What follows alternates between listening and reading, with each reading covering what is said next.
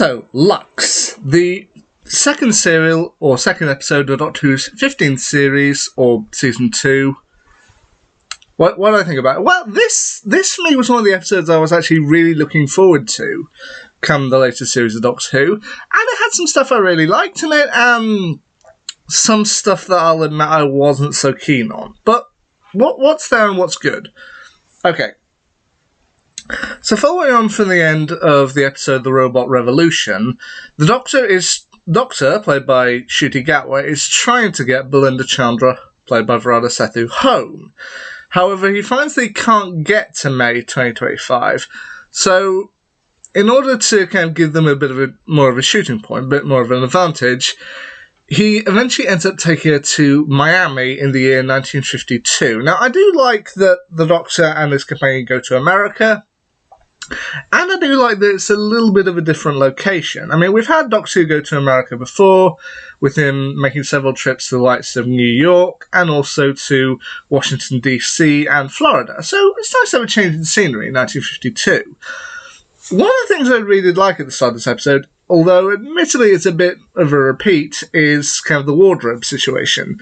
We see the Doctor and Belinda head off to the wardrobe to get dressed up in 50s attire, and to me, it was very reminiscent of the wardrobe scene from The Devil's Court, kind of when the Doctor and Ruby kind of strut out wearing kind of 60s get-up.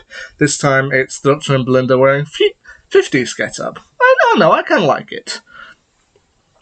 And I was watching this with a family member, and I remember them saying, you're going to Miami in the 50s, and Varada Sethu and Ncuti Gatwa, you're both actors of colour, and you're playing characters of colour in the 1950s in America. Yeah, you're not really going to be accepted straight away, are you? And while I don't agree about segregation, I do like the Doctor Who acknowledged it. I mean, one of the first things they do is they discover an old abandoned cinema, along with kind of tributes set up outside for people who have gone missing. They eventually end up going to a diner just across the way, where they end up talking with a diner worker named Logan Cheever, played by Louis Cornet, and also with a woman named Renee Lowenstein, or Lowenstein, I'm not sure, played by Lucy Thackeray. And she is the mother, and I remember her saying to the diner worker, I have no problem talking about my missing son with them if you'll allow it. Obviously enforcing the idea of segregation. And he's like, I got no problem with it. And I do like that they acknowledge it, and it's not the kind of focus of the episode. Like, them acknowledging history and just working with it. Anyway, Renee informs them that her son, if he would like to, he would have gone to the pictures every day, gone to the cinema. However, he disappeared recently along with 14 other people. So the Doctor and Belinda head into the cinema, where they end up meeting the caretaker and projectionist Reginald Pye, played by Linus Roach. And then they eventually clap eyes on the big villain of the episode, a cartoon character named Mr. Ring-a-Ding, voiced by Alan Cumming. Now, this is certainly a return to Doctor Who for Alan Cumming, as, if you remember, back in 2018, he played James I in the 13th Doctor episode, The Witchfinders. And while he was good in that episode, and I do regard The Witchfinders as one of my favourites from Jodie Whittaker's run, I do think Alan Cumming, he's a great actor, and he's done a variety of things, including playing an X-Man, but I do think he does better with villain roles, and to him, to be able to go full ham here as a cartoon character, I think this is a role that Alan Cumming really steps into and really enjoys. And I will admit, Mr. Ring-a-Ding, I do find him slightly sinister. I mean, Alan Cumming did a great job voicing this role, and kudos to the animators who brought this thing to life. But then, when it's ultimately revealed, like, keeps saying to them, don't make me laugh. It's just like, why shouldn't we make you laugh? I mean, when I heard that laugh, that classic arpeggio of, well, to quote another sci-fi franchise, when I heard that, I was like, well, we're boned. Yeah, and ultimately revealed he's not actually Mr. Ring-a-Ding. He's using Mr. Ring-a-Ding kind of as a body for himself, but the character isn't actually Mr. Ring-a-Ding. He's actually a god, a god called Lux, the god of light, and is a member of the Pantheon of Discord, or the Pantheon of Gods. A group that also contained the likes of the Toymaker, Maestro, Sutekh, the Mara, and many others whom the Doctor has met before. And from there, he ends up trapping the Doctor and Belinda inside at first a cartoon world, and I do like the kind of twist of them being 2D, but then as they gradually reveal more about themselves, they become more three-dimensional. I do like that was clever commentary. And ultimately, they have to find a way out of the film, by pulling down the projector to advance the film.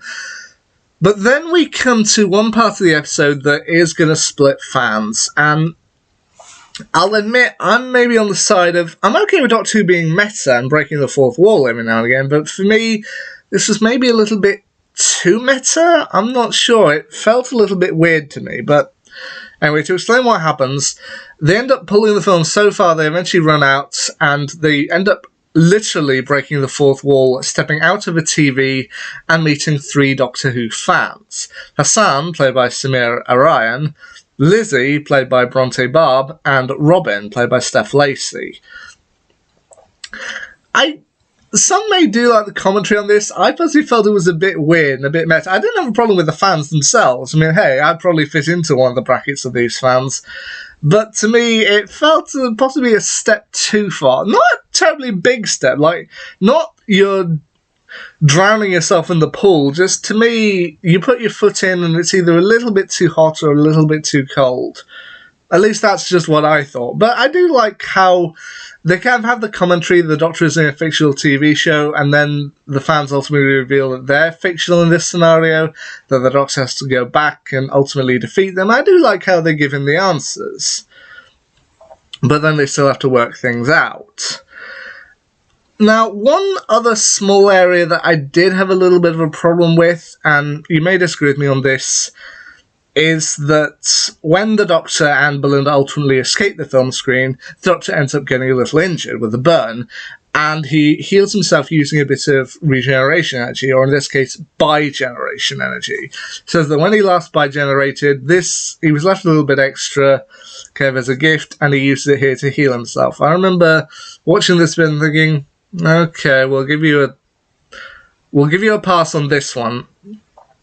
When the Doctor has used regeneration energy in the past without fully regenerating, it depends on how they explain it. Well, I mean, the 11th Doctor using regeneration energy to heal River's broken wrist in The Angels Take Manhattan, and then partly after that was a little bit left over from when she healed him in Let's Kill Hitler.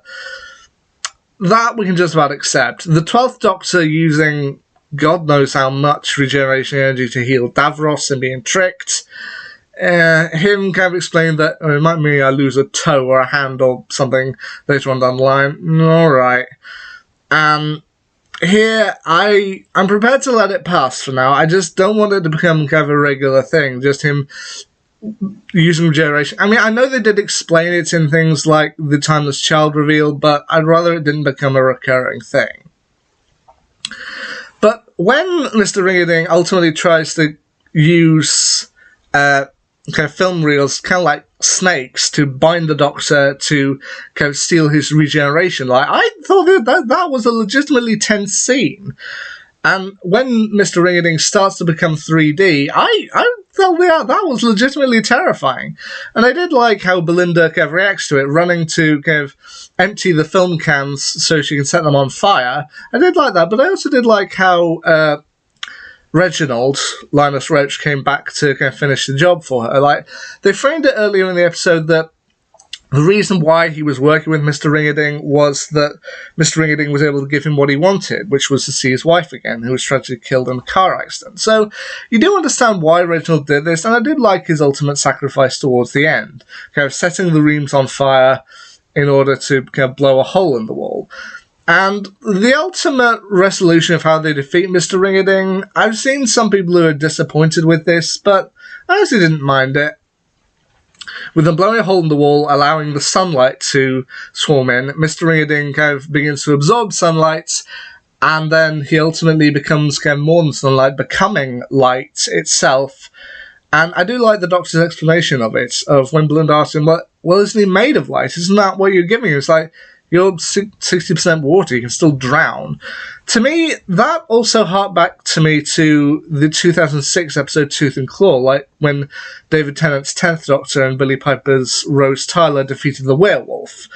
I was saying, it's made of moonlight. You're 70% water, you can still drown. I did like that they ultimately used that explanation again. And I know some people are going to be disappointed about how Mr. Ring-a-Ding was defeated, but honestly, the way that Lux was defeated, I'm alright with it.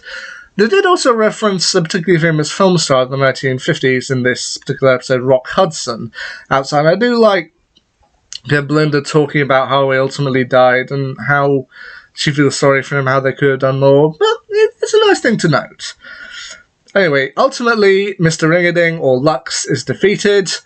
All of the 15 people who he made disappear, they're brought back, and Tommy Lee, played by Cassia Huckforth, is able to reunite with Renee Lowenstein, played by Lucy Thackeray. The Doctor and Belinda ultimately decide that their job is done and time has come to leave in the TARDIS, and then Tommy Lee and Renee are met briefly by Mrs. Flood, who's popped up again. It's like, who are you? Who exactly are you? To which, as I said, I was watching this with a family member, and they said, I guess we'll find that out in the finale. I mean, I have seen that Mrs. Flood is due to pop up again, I think in the Interstellar Song Contest. Well, we'll get to that one later. That's another episode I'm particularly looking forward to. But for what it is, I felt Lux, it had some good points. It was one of those episodes I was legitimately looking forward to, and it had some great moments in it. And Mr. Ring-a-Ding, or Lux, he was a really scary villain. But did it do everything perfectly? No, but I think I'm prepared to let it go with time. I mean, even when the final credits started rolling, I was like, oh, do we not get a next time trailer? And then it's slightly revealed that the fans are still there watching. I was like, alright, I'm okay with that. So, I admit the first scene with the fans, I was a bit, is this a step too far? But ultimately, I felt Lux was a ton of fun, and I really can't wait for next week's episode, which is due to be titled The Well, and it's actually due to star an actress who I'm somewhat familiar with, Rosalie Ellis. What'll happen there? Well, we'll have to wait and see. Anyway, until then, see ya.